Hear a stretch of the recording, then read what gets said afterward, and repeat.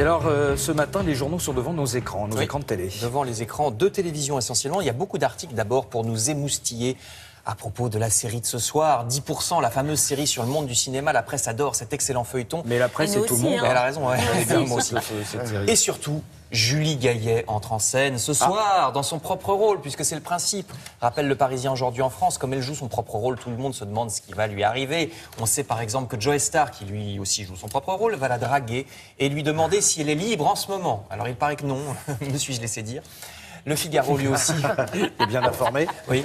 Le Figaro lui aussi titre son article, comme c'est étrange, sur la présence de Julie Gaillet dans les épisodes de ce soir. 2 épisodes qui, hélas, sont les derniers, parce qu'il n'y en avait que 6. C'était la première saison, et oui, se désole le Figaro.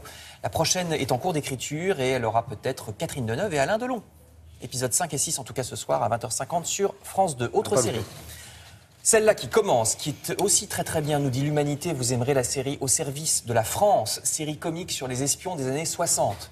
Donc il y a des agents un peu lourds, style Jean Dujardin dans OSS 117. Et c'est vraiment les années 60. Hubert, bonisseur de la barque. Oui, enfin là, il n'y est pas, mais c'est un peu ce genre.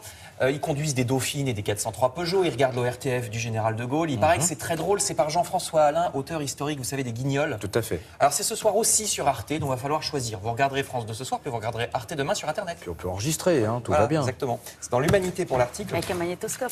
Toujours un écran, mais de jeux vidéo cette fois avec Libération. Vous connaissez bien sûr Super Mario, mais voici Super Mario Maker. Alors c'est un jeu Maker où vous faites vous-même les tableaux, les différents tableaux, les parcours des niveaux de jeu. Vous voyez, vous disposez les pièges, les champignons, les princesses.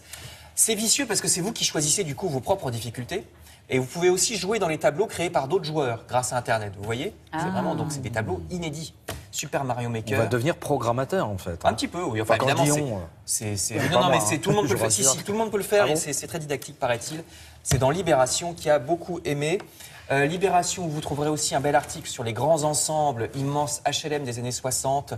Article donc sur une époque et l'idéal qui allait avec. On pensait que ces villes seraient très agréables, avec beaucoup d'espaces verts. Vous voyez à l'image les tours de Nanterre, effectivement, dans la verdure à droite. Ou bien au contraire, destruction d'un immeuble à la Courneuve en 86, donc même pas 30 ans. Barre, Debussy, je crois, celle-là. Même pas 30 ans après sa construction. Donc la question, est-ce que les grands ensembles ont leur part dans le malaise des banlieues ou est-ce que c'est un bouc émissaire? Vous lirez ça dans Libération. Enfin, je termine avec une histoire qui également parle de notre société. Figurez-vous, nous dit le journal L'Opinion, qu'il faudra désormais payer pour aller voir la tombe de Karl Marx. Il est enterré à Londres et il faudra désormais payer 4 livres, 5,50 €, a décidé la direction du cimetière. Donc payer pour se recueillir sur celui qui critiquait le capitalisme. Il n'en avait pas rêvé, les Anglais l'ont fait. S'il n'était pas déjà mort, ça l'achèverait, nous dit le journal L'Opinion. Là, ça s'appelle le coup de pied de l'âne. Je ne sais pas s'il y a du merchandising avec des mugs.